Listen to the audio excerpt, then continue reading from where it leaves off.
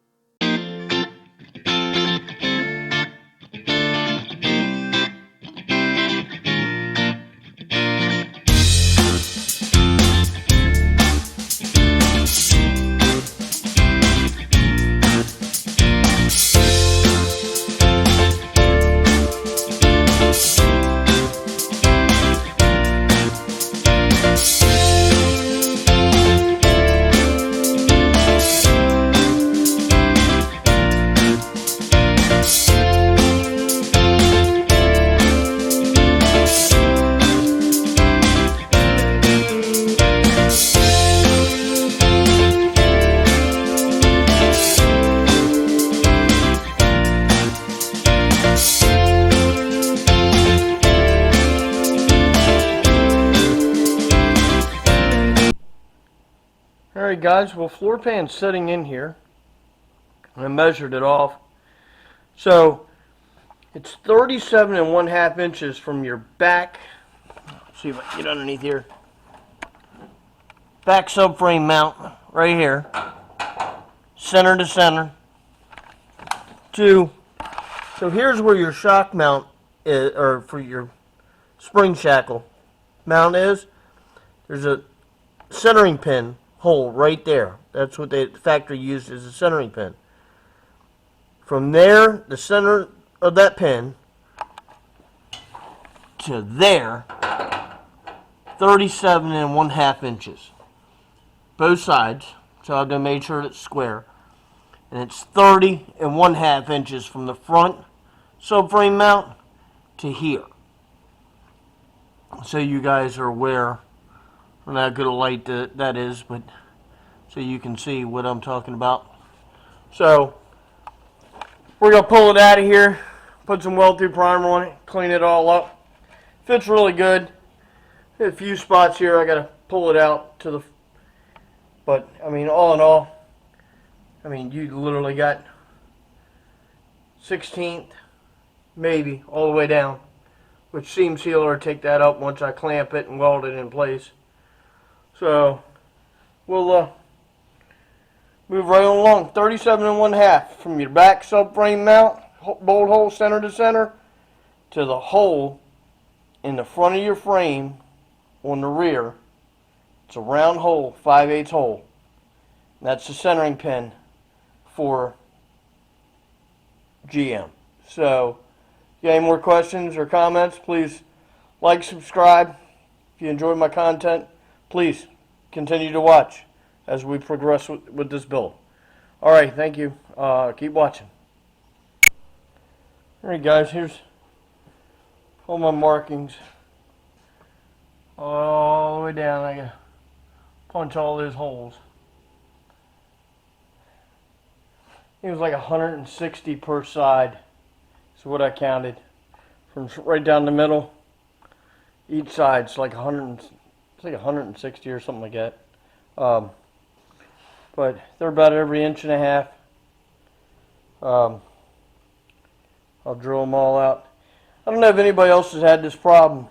So my seatbelt brackets on mine, I'm kind of thinking about taking these off or re-spot welding them through, because I don't want this thing sitting up 3/16 off my frame rail there. So because my other ones were behind the frame rail. So I'm probably going to drill these out or just cut it off there and re-drill and spot weld through on the sides here. Because I don't like it having it lifted up, and it's on both sides. It's literally runs right on my frame rail. So I think that's what I'm going to do. I think I'm just going to drill them and just do some rosette welds to the pan, but take that corner off. That way it sits nice and flush in my body. I mean, because it fit perfect all the way along my frame rail, all the way down. It just, like I said, I wasn't crazy about those sitting up off of there. I mean, that's, if you can see, I mean, that's pretty good amount there. I mean, that's like 3/16 that it would lift it up off my frame. So we'll get all these busted out. There's no sense of you guys watching me punch and drill 160 holes. So I'll get back to you once I get it all prepped and get it back in the car. Alright, thank you. Alright guys, we got 196 holes drilled all the way through. So got it all cleaned up, all the spot weld holes all primered with weld through primer. Getting ready to put it all back in, get it all set in place and start welding. So every 1.5 inches all the way through. So all the braces all ready to go. So without further ado, we'll put it on time lapse and we'll start putting this thing back together. Alrighty, stay tuned. Alright, here we go. Pan's back in the car. Everything fits beautiful. So, and then made sure everything's square, straight.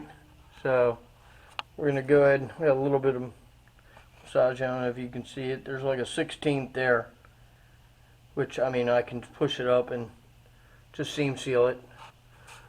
That's where I push the wheel well out.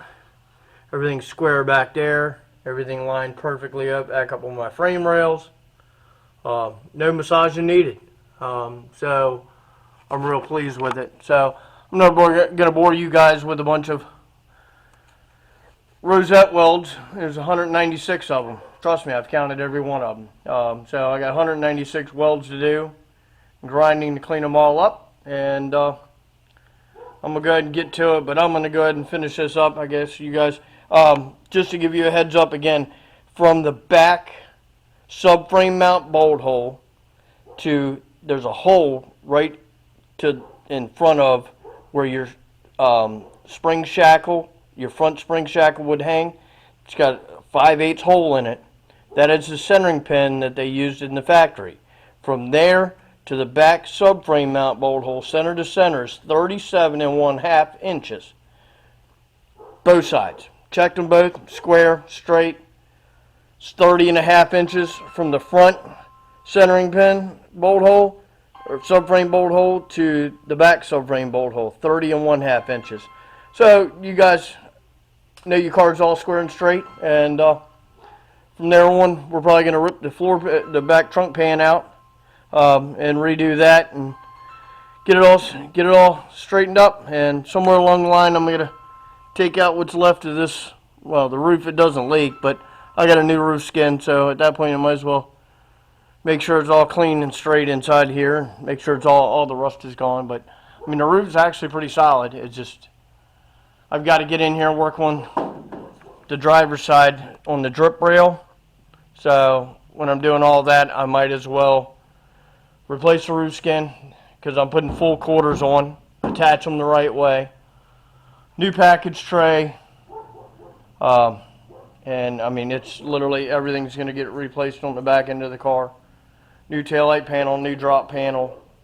The only thing that's going to be original in the car is going to be the B-pillars, the inner quarters, the frame rails, and of course the inner structure for the package tray. Is pretty much going to be about it.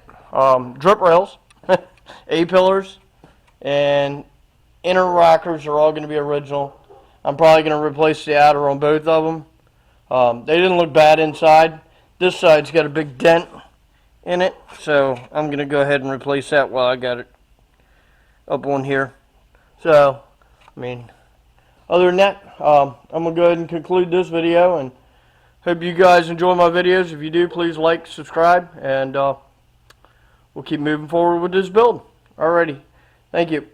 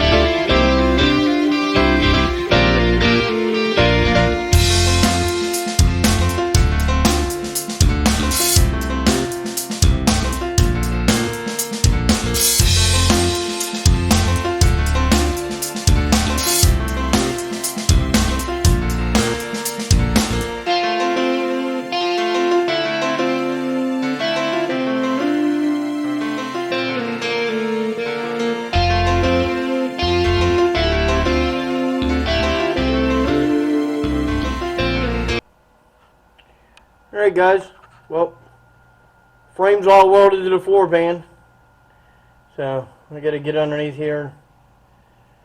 I got about 140 more welds to do down the side into the inner rockers and up across the firewall. So we'll get there. Like I said, everything's fitting nice and tight and snug, so no rush, just getting her done. Alright man, so if you guys like what I'm doing, please like, subscribe, and we're probably going to do a video just to take the roof panel off, melt out the rest of the lead down the quarter panels, and take the roof skin off. That way I can start getting all the rust and corrosion and stuff and dirt that's up in there. Next week I'm supposed to be going turkey rod run. Hopefully I'll go over there and buy some more stuff for the car. I still need to buy the quarters, the trunk pan, package tray, deck lid, back filler.